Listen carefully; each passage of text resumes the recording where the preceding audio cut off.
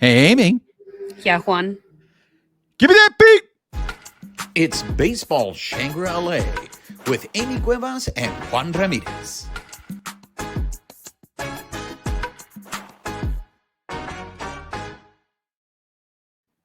What's up, party people? She is Amie Cuevas. I am Juan Ramirez. You are listening or watching Baseball Shangri-La. If you are listening to us on the audio portion of the show, please make sure you're subscribed to the podcast. Rate us, write us a review. Help spread the word. Tell everybody to come join the party. If you're watching us on YouTube, make sure you're subscribed to our YouTube channel. Hit that notification button. Give us a thumbs up. Leave us your comments. We love engaging with you. And most importantly, make sure you're following us on social media on X at BB Shangri-La, on Instagram, YouTube, and Twitch at Baseball Shangri-La. Amy, ¿cómo estás? Hi. Are we matching today? Well, we could be matching. What are you wearing, Amy?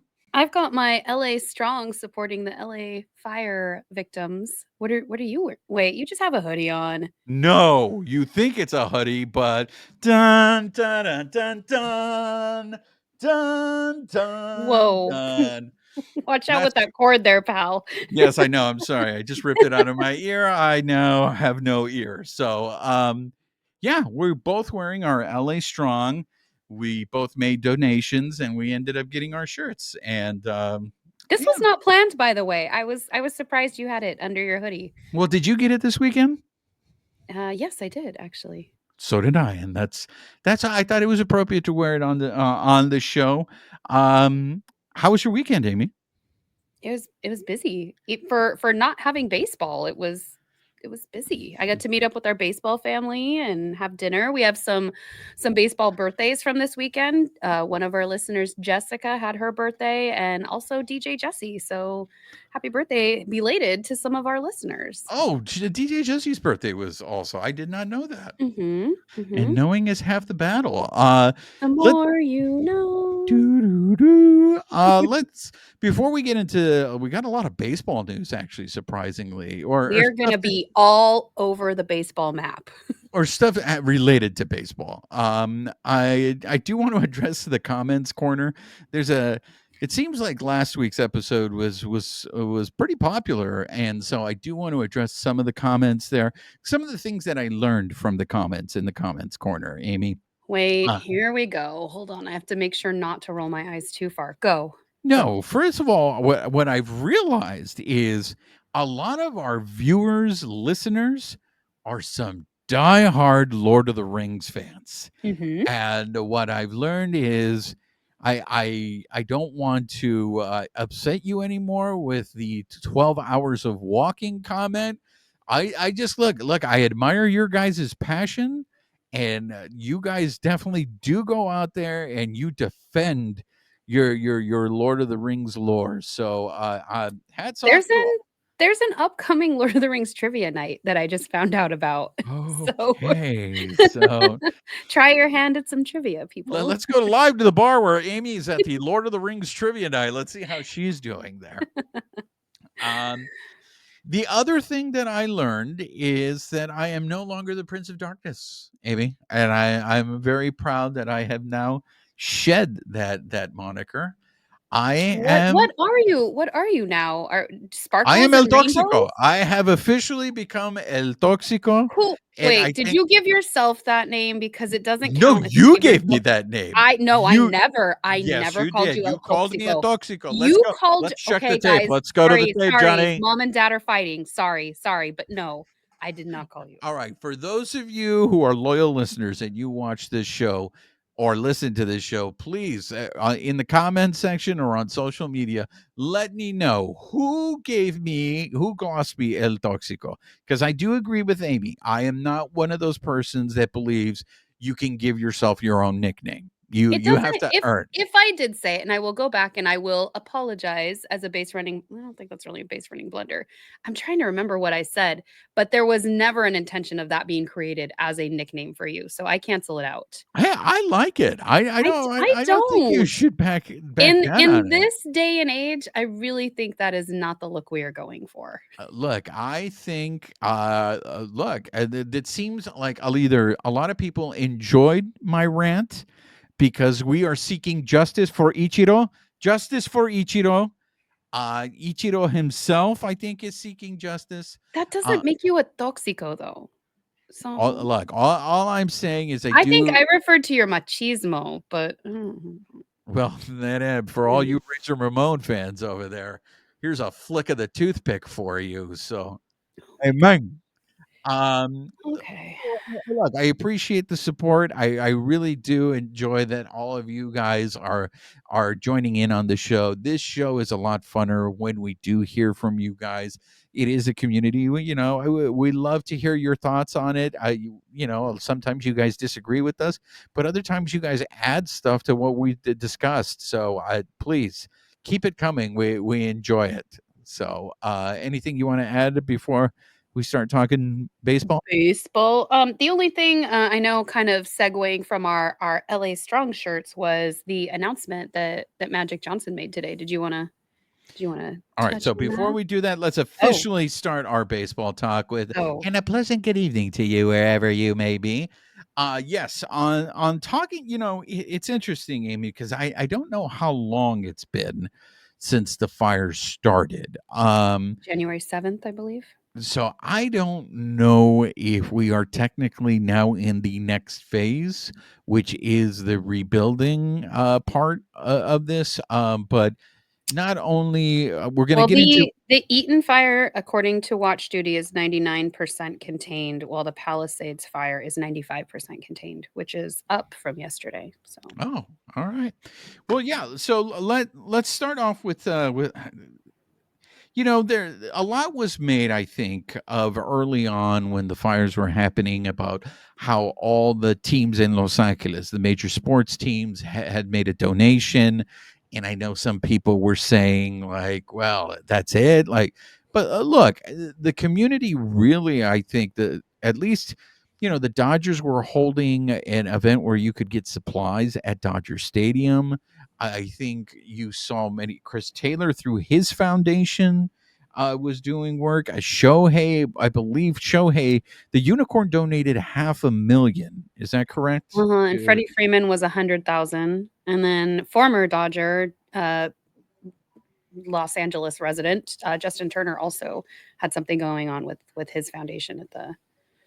So there was a lot of sports figures getting involved to try to help here in the recovery, but it was just announced today, as the recording of this show, which is Tuesday, that actually Magic Johnson, that Mark Walter and the Walter Family Foundation and the Dodgers Foundation are going to contribute $100 million towards Southern California wildfire recovery and rebuilding. And just to add to that, Governor Newsom has created a separate program. And before you guys start jumping down my throat, political, sides, if you guys are not Newsom supporters, that's all to you. I really could care less at this point.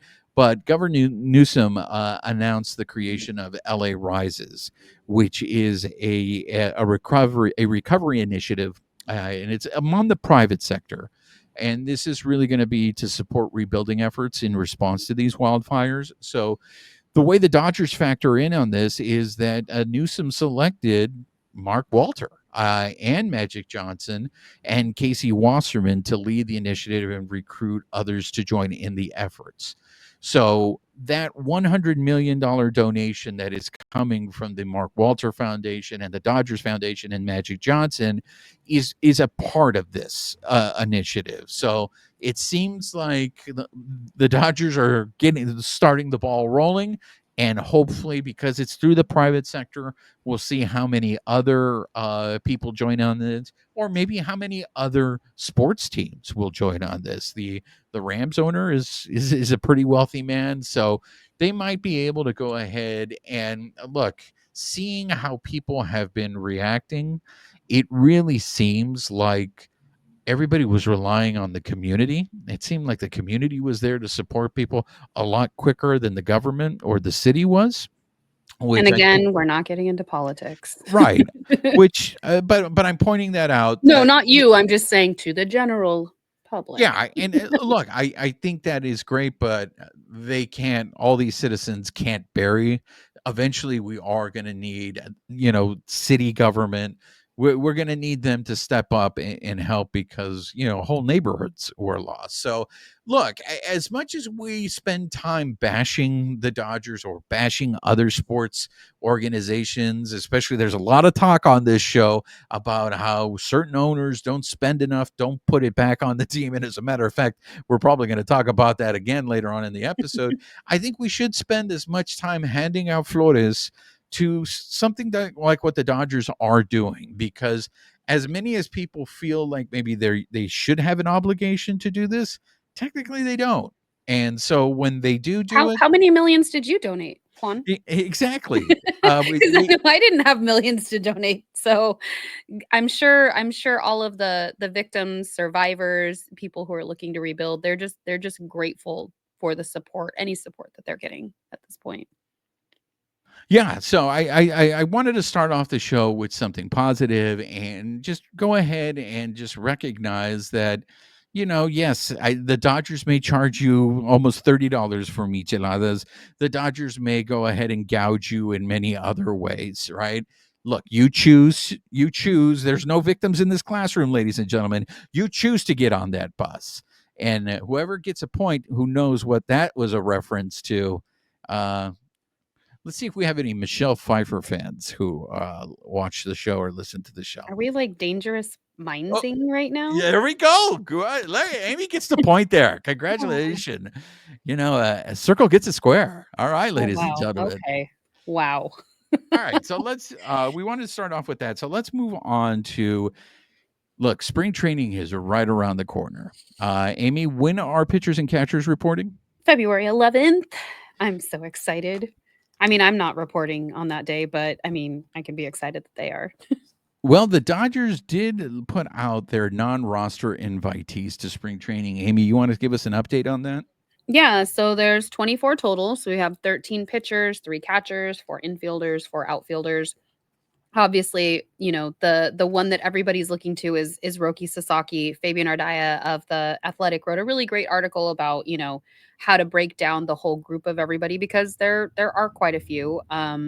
There's also top prospects that we're looking at: Dalton Rushing, Josue de Paula, Zaire Hope, Jackson Ferris. Looking here for Freeland's Alex Freeland, one of the infielders. So there's a lot of people to keep an eye on, and then we've even got like some of the other catchers that we're going to get to see this time around. Are there any standouts that you're excited to see? Because I know there's a couple that I watched last year that I'm like, oh look, they're back. Oh, all the wisdom lost from the mute button. Damn.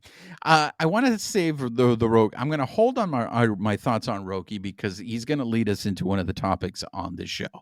But honestly, I think one of the most interesting people that I want to keep an eye on is Dalton Rushing. Mm-hmm. And the reason why I want to keep an eye out for Dalton Rushing is towards the end of last year, they moved him all over the place. Like when Dalton Rushing got drafted and when he initially started in the Dodgers organization, he was a catcher. And it seemed like the Dodgers were really loaded at the catcher position at that time. You had Diego Cartaya, who was initially ahead of Dalton Rushing, but you also had Will Smith. So you had to sit there and you go, well, they just extended Will Smith for 10 years. You had Cartaya. It's like, realistically, all right, is Rushing going to leapfrog Cartaya? Like, how is Dalton Rushing going to get to the major leagues? Because, there was a lot of fanfare about Through that. left field, evidently. Well, and that's the thing, right? So then you started seeing reports that he was playing in the outfield. And that always makes me nervous, Amy, when they start moving players. But look, I don't know. Maybe Dalton Rushing did spend some time in the outfield when he was younger or anything like that. But I cite the example of Miguel Vargas when they started moving Miguel Vargas around, and it just didn't seem like Miguel Vargas was comfortable in any position defensively. I am concerned. Is that what's going to happen to Dalton Rushing? But I am very curious to see how Dalton Rushing looks in spring training. and what position he's at, because I'm not worried about his bat, because if he hits, all right, that's great. But where are they going to put him? And I mean, look, it's a Well, and game that's of the musical reason that's being chairs. stated is, for him to even get any time to at least try hitting, he's gonna have to go through left field because they're stacked at catcher, just like you said. So, you know, it Who remains to be seen. who are you excited to see of the non-roster invitees? Well, we got to see Austin, I think it's Gaudier. I heard his name pronounced a couple different ways last year, but he's an infielder, Cody Hosey. I got to see Josue de Paula at spring training, but also we saw him at when we saw the Quakes play, That's um, right. as When well we as went to the Zaire Hope. minor league baseball. Yes, yes, and we saw Zaire Hope, but also Jared Karros is on this list as well. Jared Karros was a very interesting surprise, because I don't know this for a fact. I don't know if Jared Karros got drafted as a favor to Eric Karros. I spoke very briefly to Jared Karros last year. And what Jared Karros told me when he was in college was he couldn't hit. And that's the reason why he got converted over to a pitcher. So Hmm. he was a position player. And because he really struggled at the plate and he was aware of that, they made him a pitcher. And there's nothing overpowering about Eric Karros. Eric Karros, Jared Karros. There's nothing, like, you look at him and he doesn't stand out, He's but 6'7". well, okay, that's what does stand out is his height. I'm Okay, like, I don't know about you, I'm short, so anybody that tall, just but like, good grief. in terms of his weapons, like velocity wise, or he doesn't. But he gets results. I was surprised at how, he was just kept moving up the minor league system.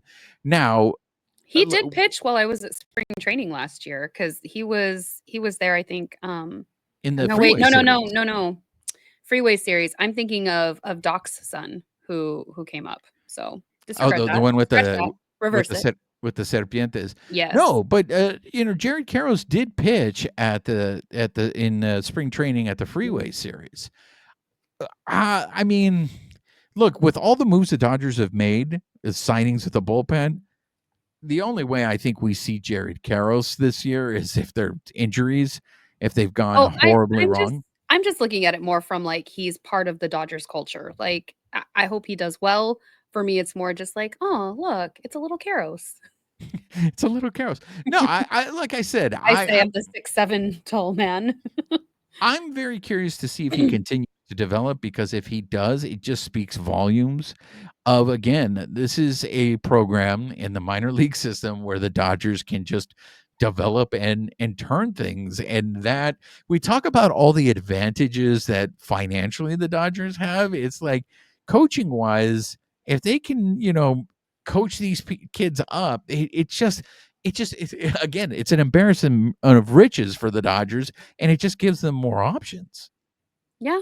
I think it'll be interesting to see how a lot of these guys show up on the field. Obviously, people are dying to earn a spot. The roster is already jam-packed, but as we know, there's going to be a lot of movement once they're able to move people onto the 60-day IL. So it's more of like, let's see how these guys do. That's one of the things I love about spring training is getting to see all the new faces.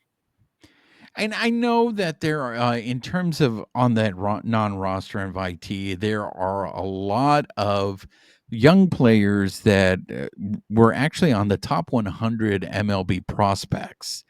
But the thing is I feel like some of those guys are still a ways away.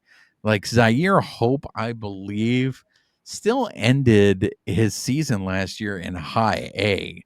So unless these guys just go on a tear, I don't I Well, we don't saw some expect. of the guys go on a tear last year, and it didn't result in anything necessarily probably as fruitful as they would have liked. So it's just back to your embarrassment of riches. The Dodgers are kind of logged jammed with all of the players that they have right now. Yeah, so when you ask me who I'm excited to see of those non-roster invitees, I really focus more on the ones that I think we actually might have a chance of seeing at the major league level. And I just feel like some of those other guys, those young kids that are in that were on the non-roster invitee and also showed up on the top 100, maybe the pitchers like Jackson Ferris. And that is because it seems like the Dodgers pitchers develop quicker than the position players. I mean, not last year, but the season before, you had a bunch of pitchers from Double A that made the jump from Double A straight to the major leagues. So maybe that, but really for me, it's two names. It's Dalton Rushing and it's Roki. So if you don't have anything to add, we can go into the Roki if you want. I didn't really have that much to add to Roki, so go for it. Well, I want to talk about Roki. I don't know if you saw the story that Dylan Hernandez wrote. Oh, you want to talk about that Roki? Sorry, Yeah, we're that jumping Roki around story. from the list we got earlier, pal. I'm sorry. I totally just threw I thought you you a had a curveball. different Roki story. All right, No, all I right, threw you a adjusting. curveball. Okay. I mean, is there anything else that you want to cover before I threw that curve at you? No, just need to flip a page. We're good. So there was a story in the LA Times that Dylan Hernandez wrote. Do you want to set it up, Amy? Yeah, it talks about Roki coming over and really what drove his decision, and the tagline that Dylan had used was health not wealth drove his decision. So he had elbow problems in his first year with the Chiba. Is it Chiba Lottie? Is it Lottie or Lot? That's how I heard Lottie. Okay, so the Chiba Lottie Marines. So he's right out of high school pitching for them, and he encountered difficulties rehabbing that strained muscle in his right arm.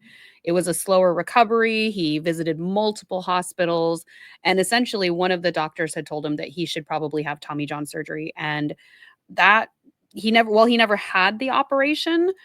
It really reshaped his thinking because he didn't want to risk pitching having that career altering injury before he actually made it to the major leagues. So that was part of the driving force to get over to the MLB before, he turned 25 when he could have had a bigger payday.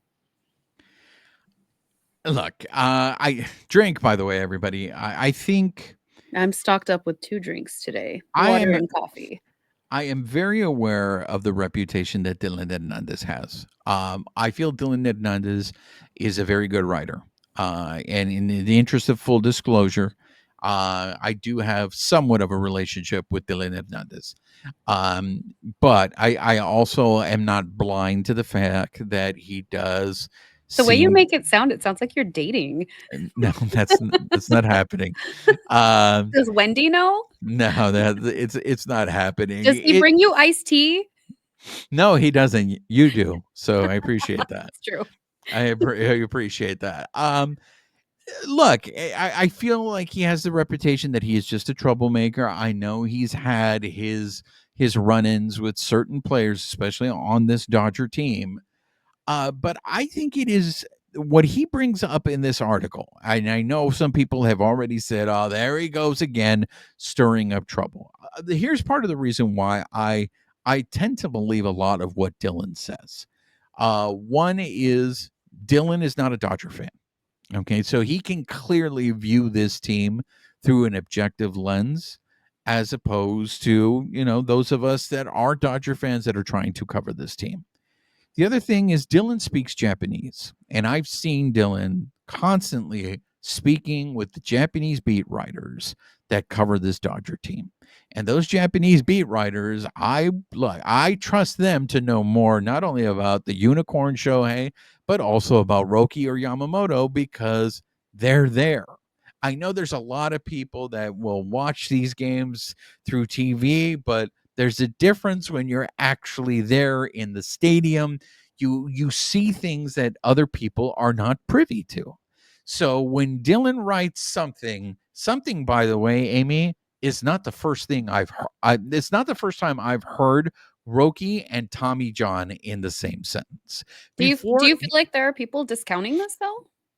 Just because Dylan wrote it? I don't. I do feel I haven't seen it.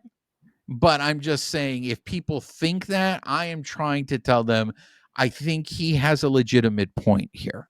Because before Roki signed with the Dodgers, people were already telling me, or well, Roki's going to go ahead. He's going to need Tommy John. His arm's going to blow out, And this is the reason why I think some of the moves that the Dodgers have made, you don't need to rush Roki.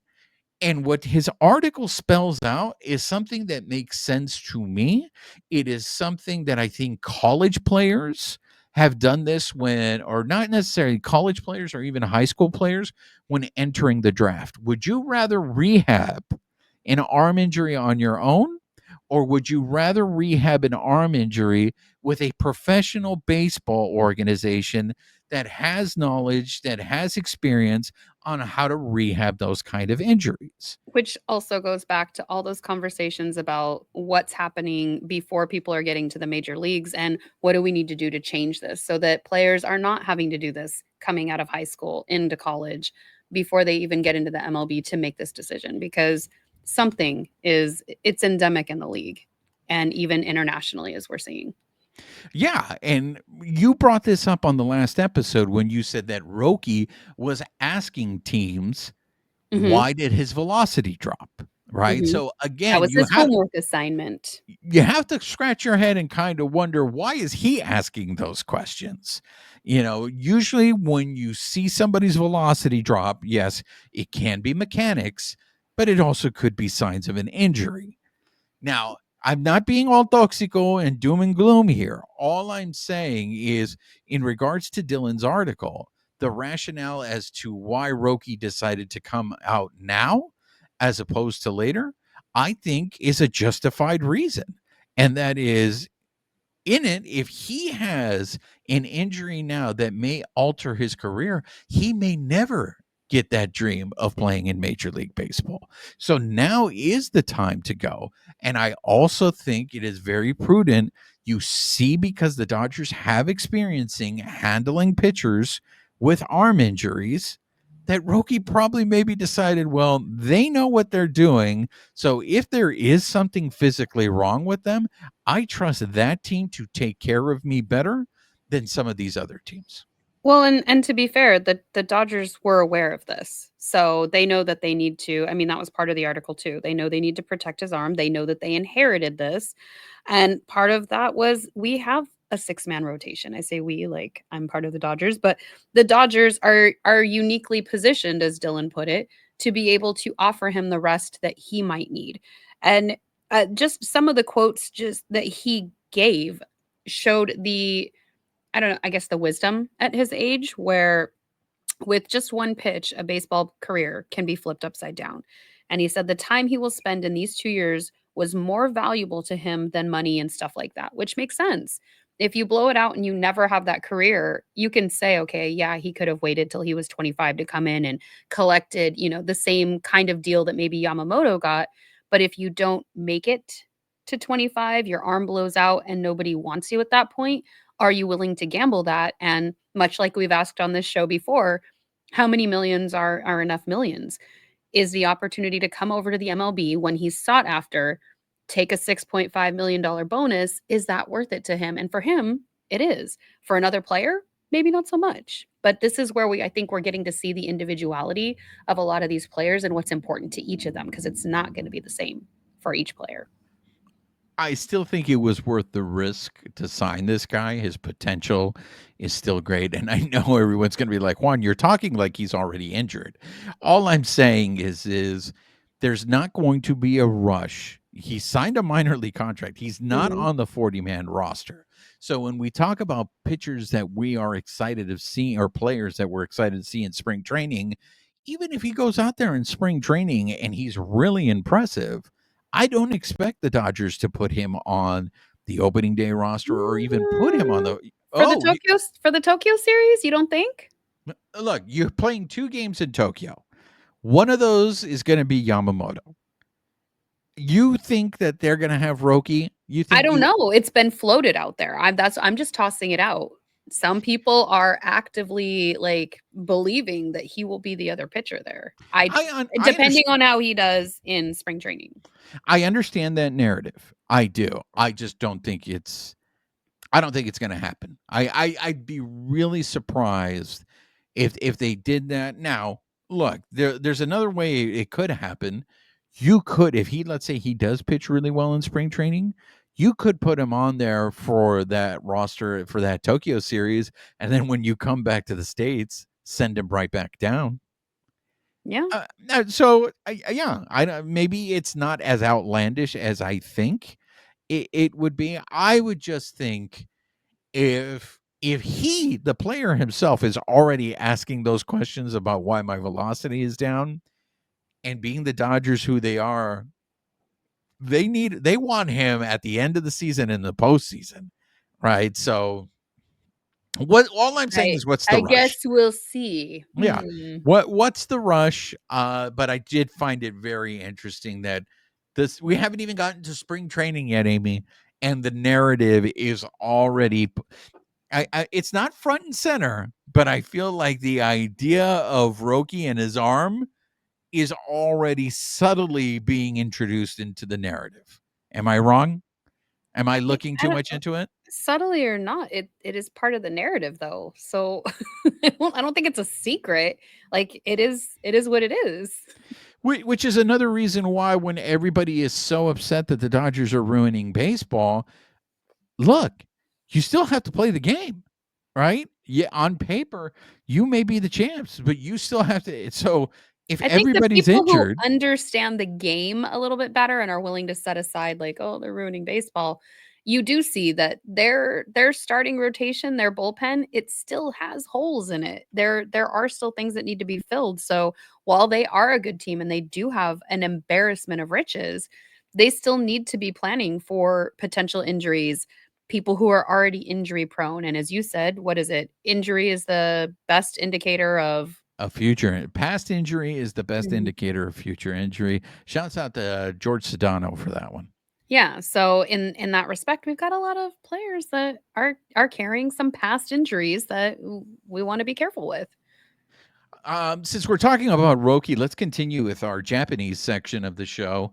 And that is, did you see that Mookie went to Japan, Amy? I did.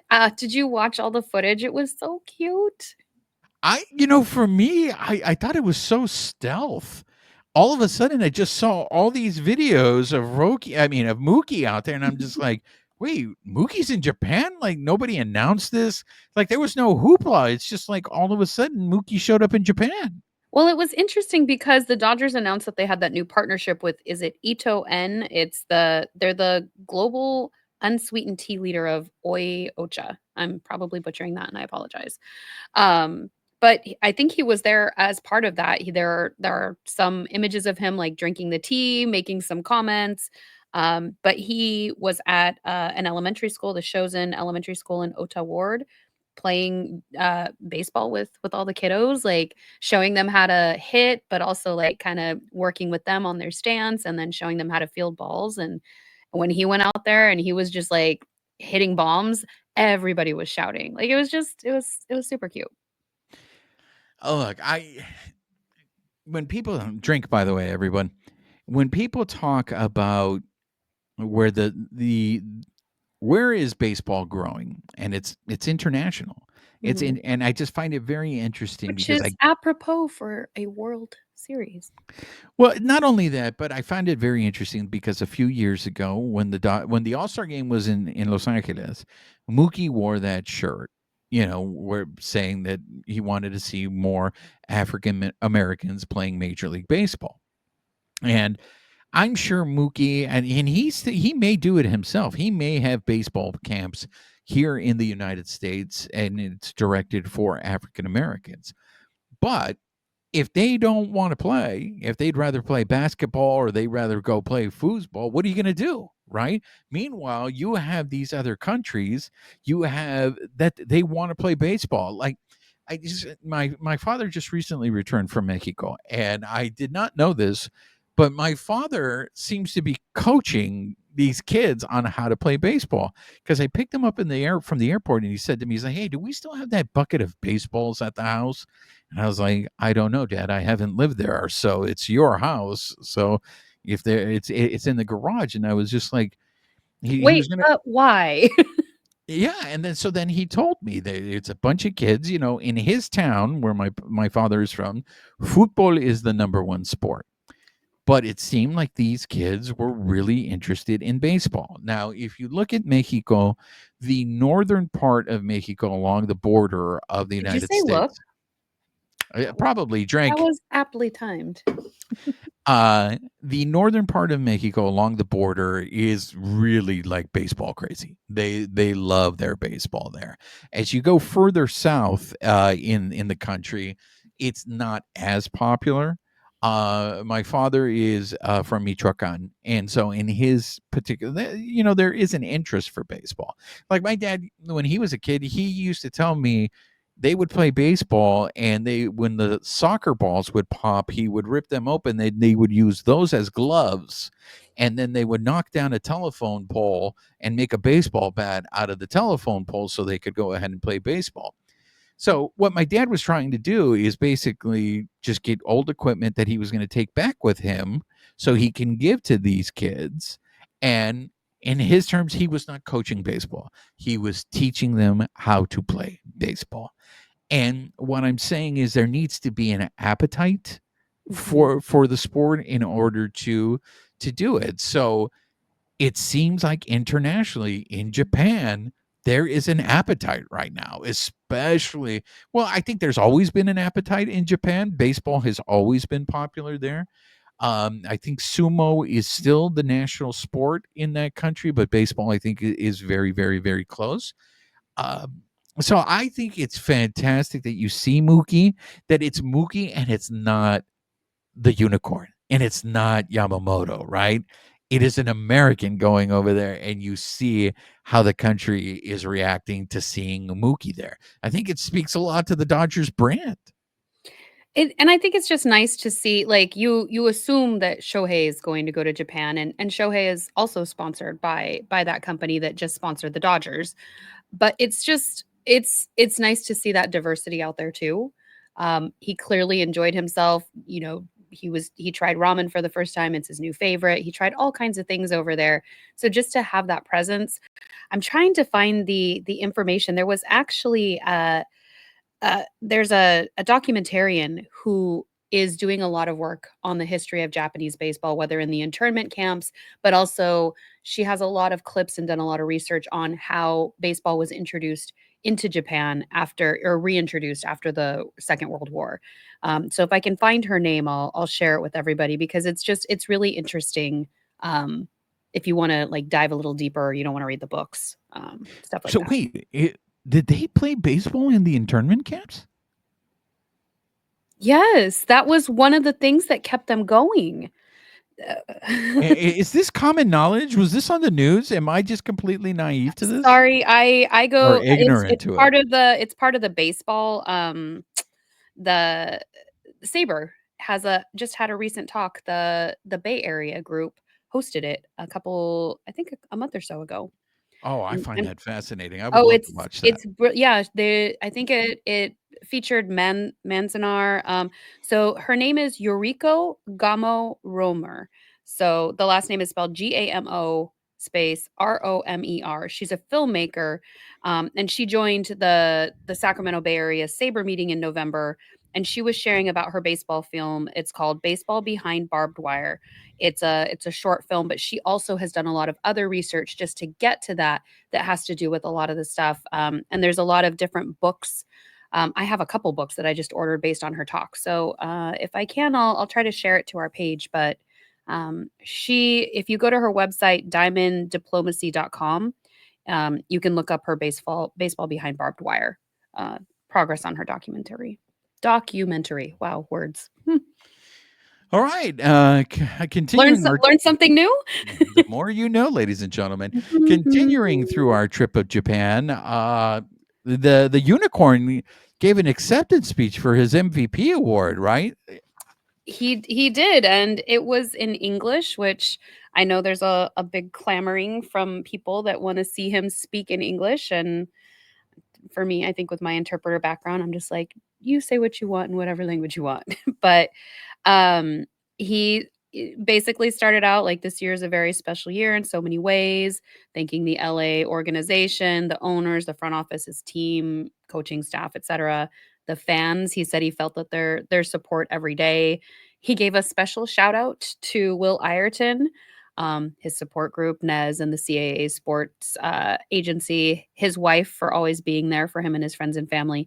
And then he dedicated the award to the entire city of LA, to all the first responders, firefighters, and to all the fire departments for their heroic efforts to combat the fires in LA. And he ended it with, "Stay strong and united. We will get through this."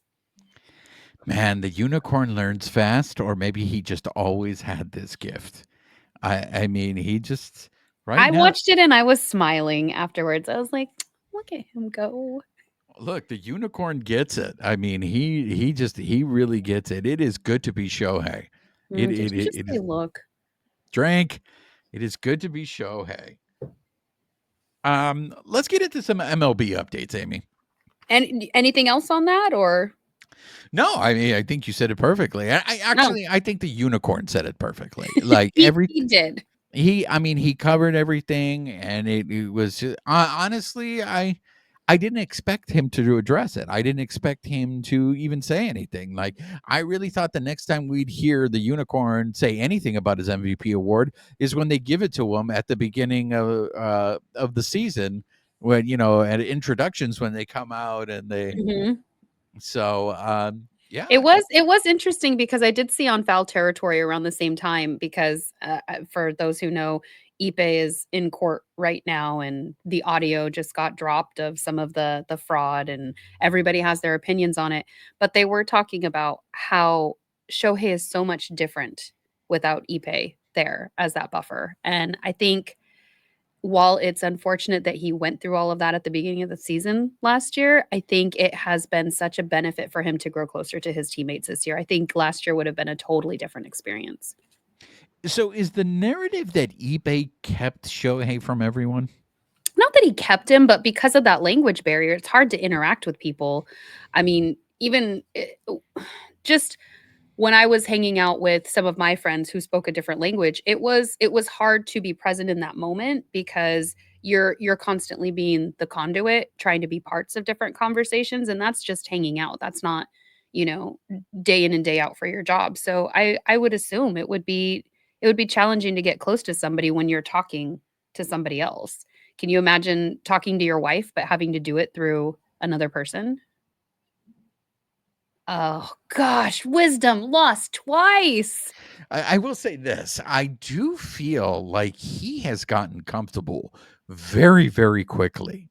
Mhm. Like, if there was an adjustment period between going to Anaheim to Los Angeles, for me, it happened really, really fast. And I don't know if that is a tribute to the Dodgers, to the Dodgers culture. I don't know if it's a tribute to the players that are on there. It seemed like him and It's the it's Oscar. C, all of the above. Yeah, so he just really feels like I said, I don't know if it's comfort or if it's maturity, but the way the unicorn is handling his business right now, he is doing no wrong. Like he is like it is truly been, I think, okay, I can't say it's a Uh-oh. perfect season because of what happened with poor Ipe and him at the beginning of the season, but you you go 50-50, you make the playoffs for the first time, you win the World Series, you have another MVP, you're out here donating money for the fires. Like, this guy is just, it is, if you were writing this stuff, I don't think people would believe you and be like, oh, come on, man. It's just like, well, this guy can't do anything wrong. It was like, that's what it feels like.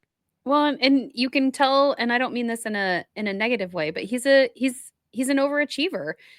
He's always going to be climbing for that next thing, and I think we're seeing that. He could have done that award speech in Japanese, and that would have been fine.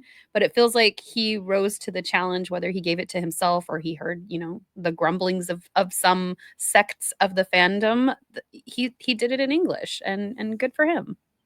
Absolutely.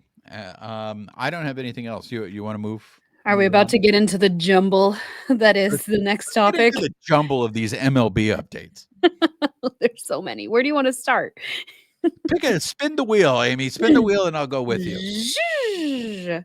So I have just a couple, like some of them are rumors, some of them are just things that we're seeing, like You know Anthony. what? Start off with the Brazier rumor, Okay. because I saw this, but I did not think it was real. But you seem to have seen more smoke on this. Oh no, I saw it on a couple places. I don't know. Again, it's much like we're going to get into the Kopech thing later.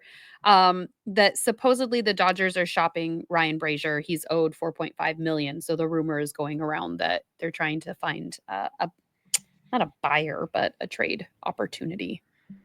That's interesting. I know that look, Brazier was injured. I know Brazier maybe was a little inconsistent last year.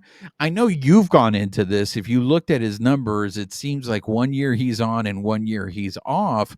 But for the most part, I feel like Brazier has been good for the Dodgers. I'm a little surprised that they would be interested in moving him, especially with the injuries that they already have in the bullpen. Yeah, I'd have to go back and look at the numbers, but I know that there was a stretch where it was just like anytime he came in, it was a little inconsistent. So, Do I we have mean, do we have a name as to of who's course putting that? not. It's a source of a source of a But source. who reported the source? It might have been MLB trade rumor. I'm not sure. Okay. I have it. All I right. have it saved. Hold on, let me see if I can find it. If you want to, I'm just curious because again, I know you know Friedman has said this, and he said it after I think the signing with Tanner Scott, because the Kirby Yates deal still has not been announced. because it was never. It was tentative. Well, no, but the thing is they're at the 40 right now. The 40-man roster is full. So in order to announce Yates, they have to make a corresponding move. So that's why I find it interesting when you say that Brazier, because are they moving Brazier to make room for Kirby Yates? Because But I know we're going to get into this but later on, because there's still another guy out there that Dodger fans want to see back, and there I doesn't guess seem. I guess for me though with the Kirby Yates thing is the Dodgers never came out and said that. That it wasn't even like Passan or somebody came out and they were like, "Yes, the Dodgers, are making a move on this and we're going to find out later that the Dodgers did it." I'm not saying that that's not in the mix, but it wasn't your main people who dropped the news. It was people saying a tentative conversation was being had, which to me is like they're having tentative conversations with any player that they are courting. So until it's broken that this is pretty much a done deal, to me, the Kirby Yates thing was like, okay, maybe, but it wasn't like when they announced Tanner Scott and we knew it was just pending the Dodgers confirming it. This was like, okay, they had a conversation. Cool. Tell me when it's official. Yeah, but I will say this: when Tanner Scott was signed, they had room on the 40-man roster, so they didn't have to make a move. They could go ahead and announce it. And the Kirby Yates thing was being reported by Bob Nightingale, and Bob Nightingale is a guy who has been making some pretty big announcements this past year. Like he's been getting some scoops. Wasn't Bob Nightingale the one who said something about Kopech in the video you It, sent it, me? The it, tweet was it did. from All right, Nightingale. let's get into the Kopech thing, Okay. because here's where you and I differ. Okay, so you want to go ahead and say let everybody know what Brandon Gomes said about Michael Kopech. So before we set up what Brandon Gomes said, what was being reported was that Michael Kopech had either a shoulder or an elbow issue. It wasn't defined, but that he was going to miss the beginning of the start of the season. So that's when the Kirby Yates rumors were that the Dodgers were signing Kirby Yates. So it made sense. Okay, they're getting Yates as an insurance policy in case Michael Kopech can't pitch. But then Brandon Gomes said, "What, Amy?" In an interview with Rob Bradford from Baseball Isn't Boring, he was saying not only was he surprised by that, but so was Kopech because he's been in the middle of his throwing program and they aren't aware of any issues with him starting the season. So that's where like the rumor mill for me, like when you have sources or source of sources, it's like, okay, until I hear it from the front office and I know you're different because you're like, we don't know what's true and what's not true. I'm like, yeah, but if they put it in a press release, that's going to be a little more true than somebody telling me a tentative conversation or somebody's not starting. I'm and this is just me, like, because I have to triple and quadruple check my sources so that I don't get flack from people. I'm gonna wait till I hear it from the official channels before I go out there and start reporting that, oh my gosh, these are all the moves that are being made. I'm not going to call Brandon Gomes a liar, but I will go this far as to I want to see it. I want to wait until spring training. I want to see if Kopech is out there throwing. I want to see what he looks like, which means if they come out and they say, you know what, Kopech had a setback, we're going to sit him out at the start. I am not going to be surprised. I am not going to sit here and be like, oh, because in my mind, because there's also these rumors. I don't know if you've heard this, that Kopech wants to be a starter. Well, he was a starter, I believe, at one Yeah. point. We converted him, and I think you're right. That is where we're different. I think we both end up at the same place where you're like, I'm not going to be surprised, and I'm not going to be like ruffled by it. Like, okay, so he was injured, and they didn't tell us. Not that it's not my business, but I understand keeping injury stuff under wraps. But it's also like, all right, cool, but it's still I have no impact on that. Would I want him to start? I'm sure he would want to start if something were the case. So to me, that's where it's like, what are you gonna do? What you gonna do? Mhm. Like I said, I am taking a wait and see approach on this, but I will not be surprised if they announce that Michael Kopech is going to be held out or will start the season on the IL. Mhm. Um, so Anthony Santander with his 5-year, 92.5 million deal. I texted you because 61.75 of that was deferred. What was the total amount again of the deal? So 92.5 million for 5 years, and 61 and 3/4 of that was deferred. Look, I know that's not the unicorn deferral type money, That's a but lot that's a deferred. lot. Yeah, that is a lot deferred. That's like And almost I'm not gonna do the math. That's like 66% of it deferred. you know what I saw on social media in regards to those deferrals? Absolutely Nada. nothing. I saw Yeah. nothing, Amy. And this is the argument that my compadre has been telling me this whole time, and that is, why aren't other teams taking advantage of these deferrals? You You don't know? have to go recreate the wheel. We already gave you the template. Just use it. It's there. It's not breaking the rules. It's in the agreement. Yeah. Look, I'm happy for the Azulejos. At least they finally found somebody who would take their money. Oh Those poor gosh. guys were just like losing everybody, and they got Anthony Santander, who was supposed to be like, if the Dodgers didn't re-sign Teoscar Hernandez, there was a lot of rumors that they would go after Anthony Santander. So look, it is, the double standard is there. People need to look. When we were talking about at the beginning of the show how, the Walter Foundation, Magic Johnson, there were already jokes online that this 100 million that was going to be contributed to fight for the rebuild of the wildfires was going to be deferred. Like, Oh my god. deferrals is a part now of the Dodgers. That, look, there's that shirt. I know you've seen the shirt, right? That is the deferrals in the Deferrals. Dodgers Yeah. logo. I like, Mhm. deferrals are, I think, always going to be associated with the Dodgers, but I think the joke is on the rest of Major League Baseball because it is a tool. Why Mhm. you guys won't use it to improve your team, that's on you guys. But go ahead and make the deferral jokes you want. The joke's on you guys. I literally got into a debate with somebody at the brewery last night about how because it's either people are understand where the Dodgers are coming from and love it, or they're like, oh, they're ruining baseball and my team doesn't stand a chance. And it's like, okay, but is your team spending?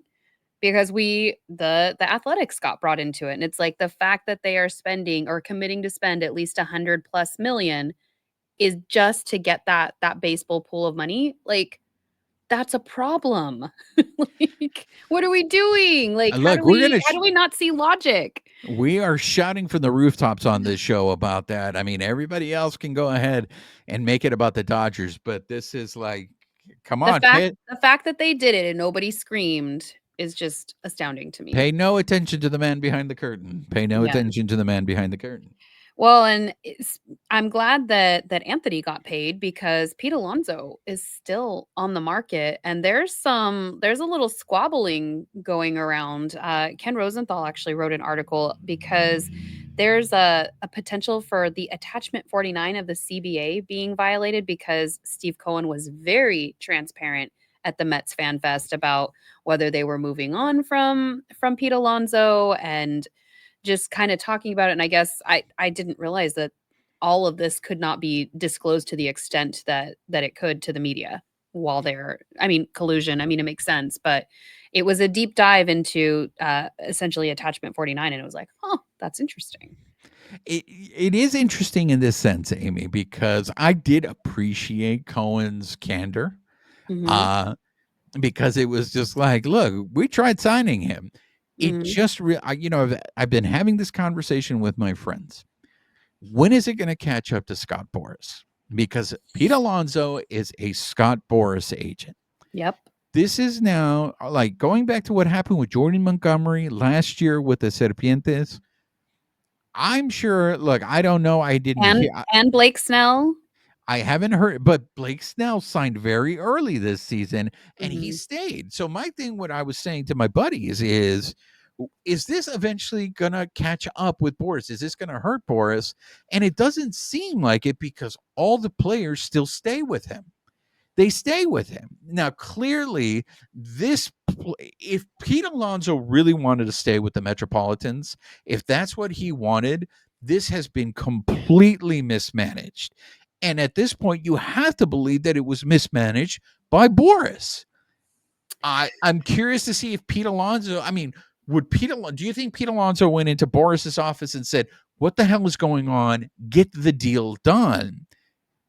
I mean, maybe. So we're hearing from Cohen's side that they made an offer. They didn't like the structure that was presented back. And so because they're not allowed to report on specifics, the fact that even this came out was kind of a potentially they crossed that line. And Pete Alonso could file a grievance. They're saying that he probably won't. But Cohen, it's been floated that it was potentially a 3-year deal for 68 or 70 million.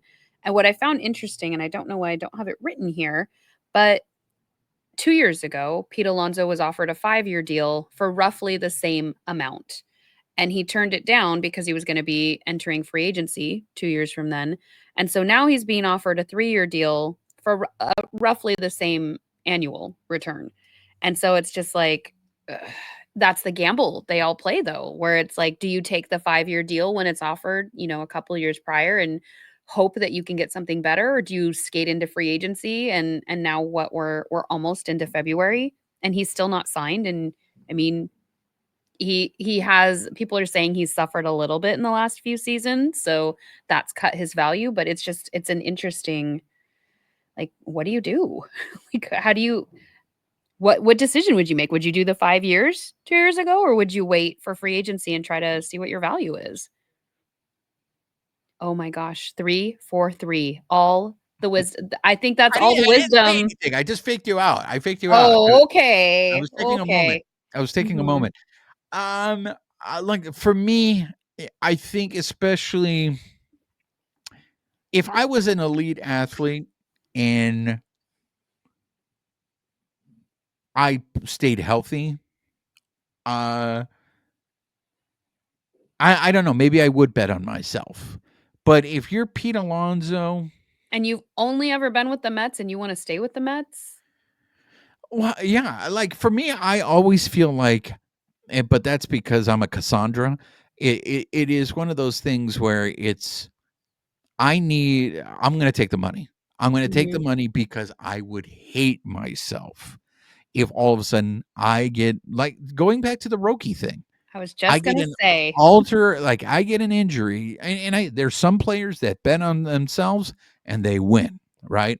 There's other people. I think there's been examples of this in other sports that had very promising careers, and then they have an injury, and you and it impacts them in so many ways because it impacts them in the fact that, oh well, they didn't get their careers cut short, they don't get to keep playing, but you also all the money they lost out on. Mhm. Like when I get it, like you look at early on when like Bryce Harper signed that 12-year deal, you're just like, oh, dude, why would you do that? Do like do five, and then go out there and test the market again.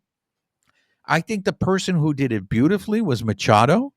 Machado signed a 10-year deal, but he had that opt out in 5, right? So I think when they talk about the structure, that's probably, maybe Alonso wanted to do something like the Machado deal, where it's like, all right, I'm going to sign a 10-year deal with you. I want the ability to opt out after 5.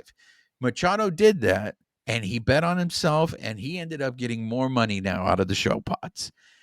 I'm not saying he was going to be 10 years with Pete Alonso, but maybe that's what Pete Alonso wanted was, all right, let's do an 7-year deal, but give me an option to opt out after 3 so I can, make more money. You always want to make more money. Again, for me, it just seems like this is on Boris. Like if the Well, and negotiation, also Juan Soto just got that deal, and you're like, but you signed him. Like, you're not gonna well, what? that's what I'm saying. If I'm a player, I have to be asking myself, do you not care? Because you got your money with Soto. Hmm. And I get it. There is a tier, and Pete Alonso is not Juan Soto. But if you are one of those players, you have to sit there and go, bro, you work for me. So you got to ask yourself, do you want the guy who is the best in the business, which is Scott Boras? Or do you want a little guy who maybe doesn't have as many clients, but he can devote all his time to you and get the things that you want and will get the deal done for you and make sure you're happy? This goes back to the Teoscar Hernandez thing, where it's like, how much money do I need? I want to be where I want to be. He was willing to give up 5 to 6 million. We don't know if Teoscar went and told his agent, look, get it done, because I do feel that's what Blake Snell did to Boris this year. I do feel Blake Snell, and maybe later on he'll confirm this, but I'm very surprised at how quickly that Blake Snell deal came to fruition. And you compare it to the Corbin Burns deal with the Serpientes, I have to believe that Blake Snell was just like, I'm not fucking around. All right. Well, and these guys don't have an infinite amount of time. You have, I mean, a baseball shelf life, if you will. And we're already seeing the negative repercussions because Pete Alonso has slumped a little bit in the past years. And I say slumped, he's had good numbers.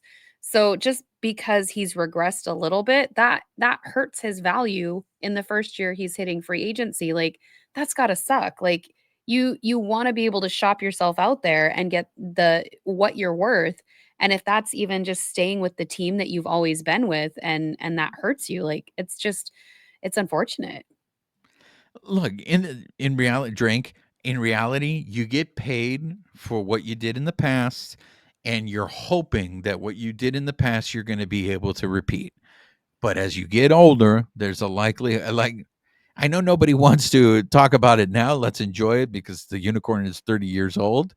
But the end of that contract may not look pretty with Well, with that's the why we're unicorn. seeing Mookie, move into the infield. For as Yeah. many people as are against it, it is not easy for him to play right field right now. Is he phenomenal in it? Yes. But it is better for his body. It is better for his long-term health for him to be in the infield. So he's making the adjustment. We are going to have to make that adjustment of seeing him over there and seeing somebody else out in that spot in the outfield. I think that's a fair point about the Mookie. For me, though, and I guess this is a matter of opinion, right? I haven't seen any signs of Mookie slowing down, and maybe the way Mookie looks at it is, so you have. No, but he had the hip spur, like the bone spurs a couple years ago, and he was out, and that was when he was in the outfield. He had horrible like hip bone spurs. If that's a problem and he's trying to mitigate that, I totally understand. If that jog back and forth to right field is something he thinks he's concerned about, I don't want my jog to impact my ability to play on the field. Fair point. A fair point. I just feel Thank like it. you. Thank you. I feel like it hasn't. He is still playing at an elite level, He's and no, that is not taking away that he is elite, but if he feels in his body that right field is not gonna be healthy for him, I'm gonna trust the guy who's living in that body versus, "Oh, I think he should be in right field." Like, Well, that's What are why we I think doing? that's why I think it's a fair point. Usually, for me, once you start seeing signs that maybe you're a little bit slower, you're missing a step, you're the bat swing is a little bit slower, then that's when you would make the move. But then there's other people that are just like, I'm not going to wait for that to happen. I can have that happen, but in a different position. So it's And I think different people know their bodies different ways. Like, we each come to that at a different point in our life, and that I think that was even one of his messages to the kiddos, which I thought was actually really cute. Kind of backtracking, he mentioned that he's not the biggest guy on the field. So he's going to train up more because he's not tall. He's not as built as like Shohei or Aaron Judge, but he's going to make his mark on the field, and I respect that. Look, another Scott Boras client that's still available, and we're going to be in February by the end of this week. I Mhm. mean, the spring training, the Dodgers are reporting early because of the Tokyo series, but you're looking at about a month. Everybody's going to be in camp, and you're talking about Alex Bregman still hasn't signed with a team. Now, the Astros have made some moves that I think are a little bit surprising to me. They just recently just traded their closer to the Cachorros. There is a belief that the Astros are doing that to maybe free up money to sign Alex Bregman. So maybe that's the reason why that deal is taking as long as it is. But Jack Flaherty is still out there. What I Mhm. find really interesting about the Jack Flaherty thing is all of a sudden And it's he coming out. wants to be a Dodger, bless his heart. Well, now, but now, did you hear what he said when he was on foul territory? Was that he never wanted to leave the Tigers? And I'm Oh, like, wait, are you saying that only just because now the Dodgers aren't going to re-sign you?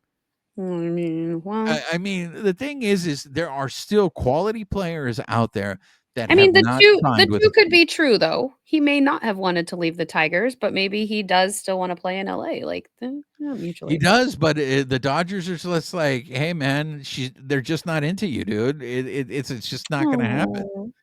So I find it interesting. But look, in terms of the players that are still available, Bill Plunkett, who is a beat writer for the Orange County Register who covers the Dodgers, said something very interesting recently. Amy, do you want to set it up?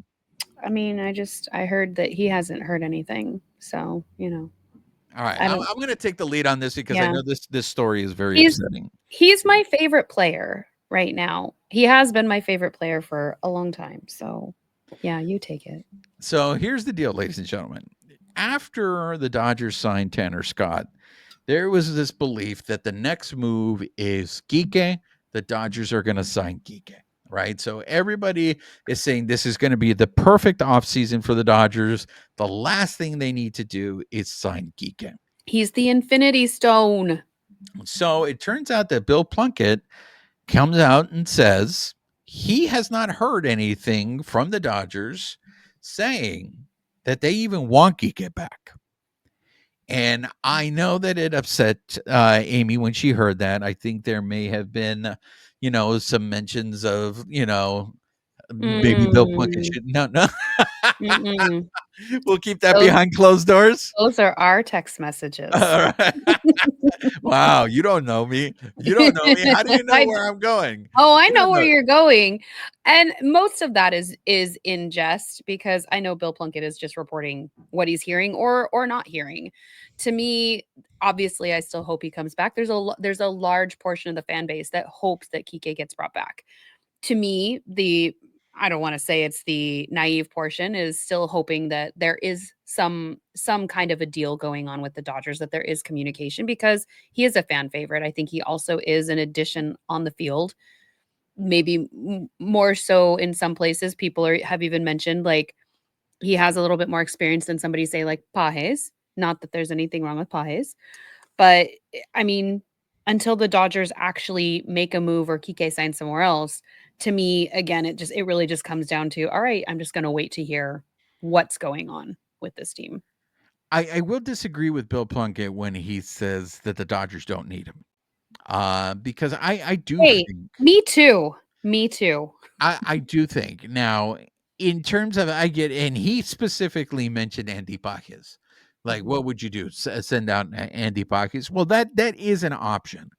The other elephant in the room is, what are you going to do with Chris Taylor? Because you could very easily cut Chris Taylor and have Kike and sign Kike. For me at this time, I think Kike has more value than Chris Taylor. And it's not just because you look at the numbers, but I feel Kike defensively is better than Chris Taylor in the sense that you can put Geek in the outfield and he will play well defensively. You can put him in the infield and he will play defensively really well. I don't know if you can say that about Chris Taylor. Once Geek, they gave him new eyes. He looked very different with the bat. And so I think Geek is a plus over Chris Taylor, but clearly the Dodgers, and this is not to crap on Chris Taylor because towards the end of the season, I do believe he was showing life, but this could be the Dodgers don't want to eat that money on that contract, at least not yet. But I would just still definitely try to find a way to geek it on this team. Plus the postseason contributions that go without saying. And then you also have the clubhouse mentality in the Dodgers culture. I think that's a big contributing force there. Not to say that CT3 doesn't contribute to that. As we've heard before, sometimes when somebody gets a new environment or a new situation, that might be something that helps, either Chris Taylor kind of find what he found at the end of the season, or, just provide a little bit more depth to a team that might need it versus what we see now with the Dodgers. So I'm still holding out hope that Kike does get brought back, because much like you said, those are all the reasons I think he is an asset to the team. He played all over the infield last year, plugged him in anywhere. He also is great in center field, so he can back up Edman. I think that it would be really unfortunate if he went to another team, especially in light of him getting his vision improved right before the All-Star break last year. Fourth time. Oh my gosh. Now we're going to have to, we cannot have another drinking game, Juan. I am so full of water right now. That is 4 times. I'm just giving you guys a hope. I am not convinced that what Plunkett is saying actually will come to fruition. Like I said, and it's true for Plunkett and what he's hearing, but that doesn't mean that we might not hear something later. The two are not mutually exclusive. Exactly. There's a lot of things that you can just factor in. I just feel that the range that you can get from someone like Kike, because this is the point where I have to remind everybody that Federico he had surgery on that ankle at the end of the season, right? So we don't know if Federico's going to need time. We don't know how long he's going to take. And Kike is not only a guy who can play in the outfield and can play third, but Kike can play first too. Or you shift over Muncy, because Muncy's really good at first. He just doesn't have a spot over there because Freeman's he's a stud. So if he needs to be braked or, whatever in the coming season, Muncy slides over to first, Kike slides into third. I think defensively, Kike makes more sense in the infield as a defender. Yeah, so that's why I just wouldn't dismiss. I really am curious to see how Federico looks like with injury. I myself has played with an injury, and this is a time for the amazing tales of Ichiro. We haven't had an amazing tales of Ichiro in a while. Yeah, I'm gonna cut you off. So this is too long. Anyways, we can go ahead, and there's one more story before we wrap things up. There are 2 stories actually. One, I do, speaking of Ichiro, I do want to pay tribute to the fact that Ichiro, after we had that last episode where Ichiro missed going into the Hall of Fame unanimously, and everybody's saying, why are you making such a big stink about this, Juan? He invited Juan over for drinks. He's still a Hall of Famer. There's a difference too about going into the Hall of Fame unanimously. Okay, there's only one person who's gone in there. So it would be a huge deal if Ichiro was the second player to go in there. And he could have been the first Japanese born player to go into the Hall of Fame unanimously. Now I'm very curious if that's going to be the unicorn is going to be the first Japanese born player that goes into the Hall of Fame Is unanimously. that the reason for the holdout? But I I'm do find kidding. it interesting that Ichiro said that he wanted to actually talk to the writer who didn't vote for him. And I don't think there's any animosity there. Like I don't think Did you hear Ichiro what would. he said? What did he say? He said he wants to have him over to his house to have a drink together and have a good chat. Exactly. Which means he's going to freaking kick his ass up and down the hallway there because of what he did to him. But it is not forgotten. I'm pretending that he invited you over for a drink so that you guys can reminisce. Well, instead. because I still demand justice for Ichiro, and it will. This injustice will never be forgotten, and I will still continue to demand justice for Ichiro. Is that going to be your shirt for next week? Yeah, justice for Justice. Ichiro. Yes. Yes, we're all going to be marked for justice. Oh, okay. I hope we have some Steven Seagal fans out there. Okay, above the law. Well, yeah, that writer was acting like he was above the law, And let me tell you, he may think he's going to be hard to kill, but let me tell you, he keeps this up, he will be under siege. Oh, yes, ladies and wow. You gentlemen, went with all of them. Two shows nightly at the Pacoima Hilton, everybody. Anyway, that's right up there with that movie you told me not to see last week, and I saw it, and it was not good. Oh, Flight Risk. Yeah, it was all right. Yeah, ladies and gentlemen, Amie went to the movies and paid money to see Flight Risk in the movie theater. Well, technically, it was under my movie pass or my my Cinemark thing, so it was a credit. Right. It was a credit. Good deal. That's a good deal. All right, let's end things with a preview, ladies and gentlemen. DodgerFest, excuse me, yes. is this weekend, is this Saturday.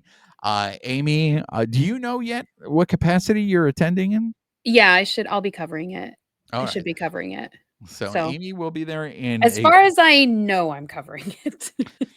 So Amie may be there in a press capacity, but Amie, what are you looking forward to? What do you think are the bright spots for DodgerFest on Saturday? Oh my gosh. I think it's just going to be seeing everybody together because as you know from the past, like you see like clusters of guys come in before they get interviewed by the media themselves. You can usually like get them off on the side, ask them some questions. So I think just getting reacquainted with some of the players.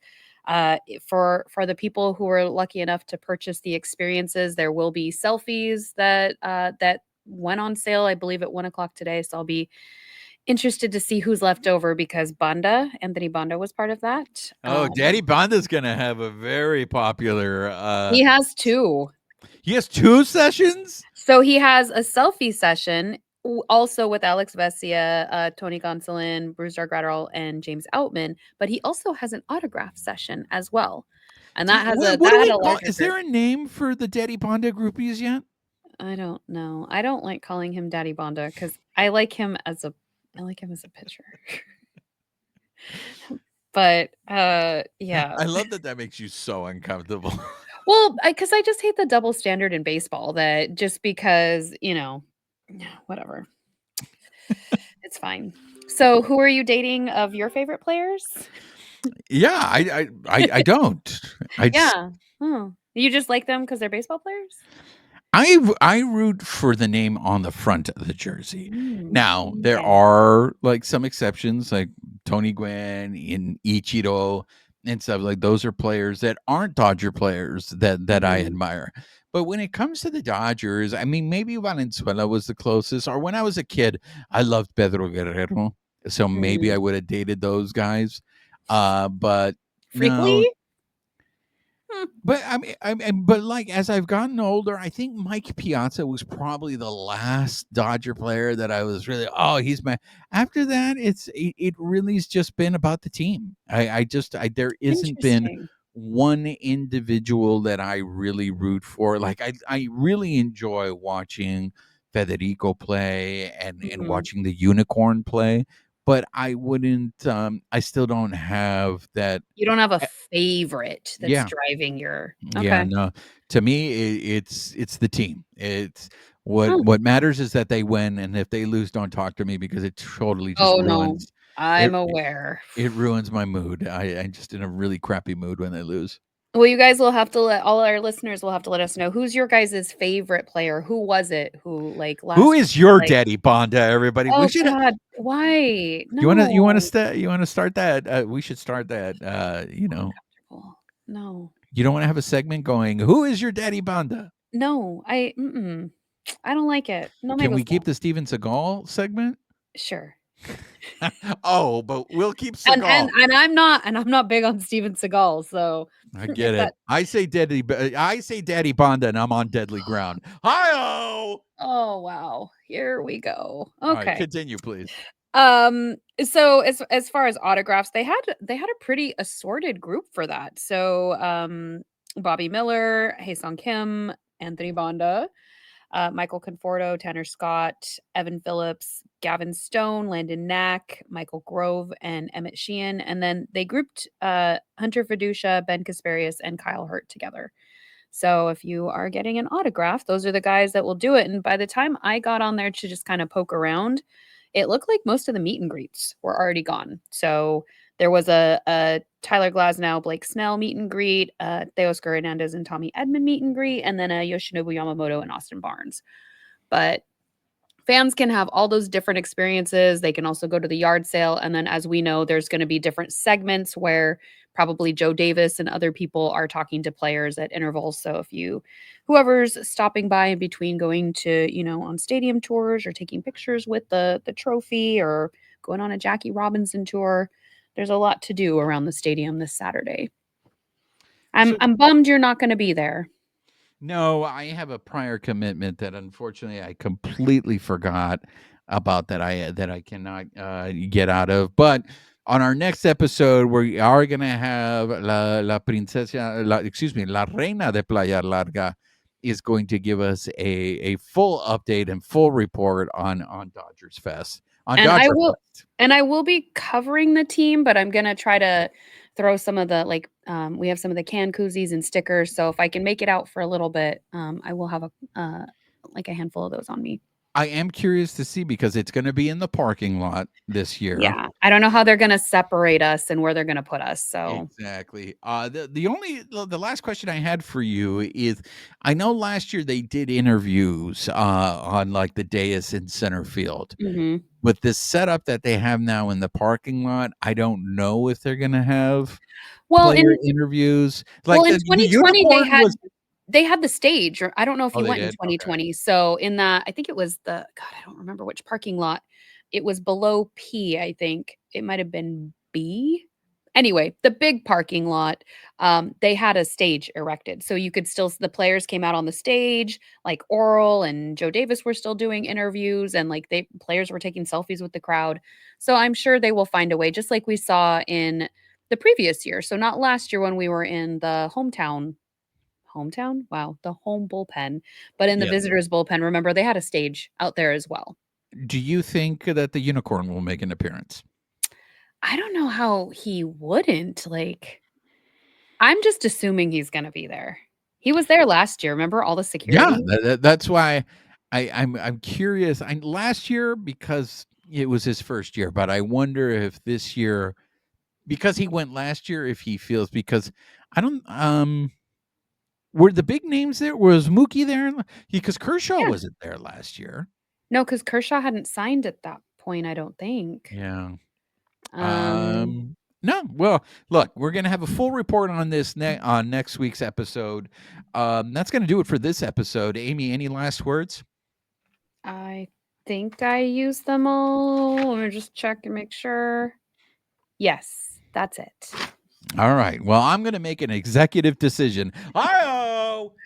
And that's going to do it for this. Wait. Yes. Oh my god, he was in like the first 10 minutes of that movie. That's right, ladies and I gentlemen. own that movie. I love it. All It's one of right. my guilty Wow. You pleasures. own it. You On own it. DVD and digital. Oh, All right. yeah. What did we learn about Amie today, ladies and gentlemen? I love 90s action movies. Oh my I god. will tell you what I learned about Amie that I was not aware of. Amy's a Steven Seagal fan because I'm not a Steven Seagal fan. I bought you that movie. recognize every Steven Seagal reference My I dad made. was, and he made us watch them. All right. So that's the So only reason I know. My dad went through a period where he thought he was like Steven Seagal. did he have a ponytail? Yeah. All right. Hey, look, I have a Stalloner's Club. There's nothing wrong with that. We had come to a common ground here, a mutual appreciation of of action No. stars. No, he is not. I don't like him. He is not one of my favorites. I think John Leguizamo and Kurt Russell were in that movie. Hey, Kurt Russell is a great actor. So He is, and Halle Berry. It was a good movie. all right. I did not expect that, ladies and gentlemen. Hey, I threw her a curveball at the beginning. She threw one right back. I'm gonna end with this last curveball. I love Broken Arrow as well. Wow. Okay. Well, Nicolas Cage movies will now be on the next episode. That's not Nicolas No, Cage. you're right. John Travolta. That's John Travolta and Christian Slater. I'm sorry, my bad. I And was thinking Samantha of Face Off. Mathis. I was thinking of Face Off. My bad. Wow. I mean, that I'm was on sorry. me. I'm only human. I'm only human. All right. Are we gonna start singing? No. Song cue, everybody. I I'm teed it up only for you. human. There we go, ladies and gentlemen. The musical stylings that Maybe Cuevas. 2 shows nightly at the Pacoima Hilton. All right, now that we've dragged this out. Sorry, guys. There's All your right. movie. There's your movie dose. There we go. For all of you waiting for it, you got it. Sorry. So, that's going to do it for this episode. If you've been listening to us on the audio portion of the show, please make sure you're subscribed to the podcast. Rate us, write us a review. Tell them to come join the party, everybody. If you're watching us on YouTube, make sure you're subscribed to our YouTube channel. Hit that notification button. Leave us comments. We love engaging with you. And most importantly, make sure you're following us on social media on X at BB Shangri-La, on Instagram, YouTube, and Twitch at Baseball Shangri-La. She is Amie Cuevas. I am Juan Ramirez. Nos despedimos con un beso. Amie, say goodbye to the people. Goodbye, people.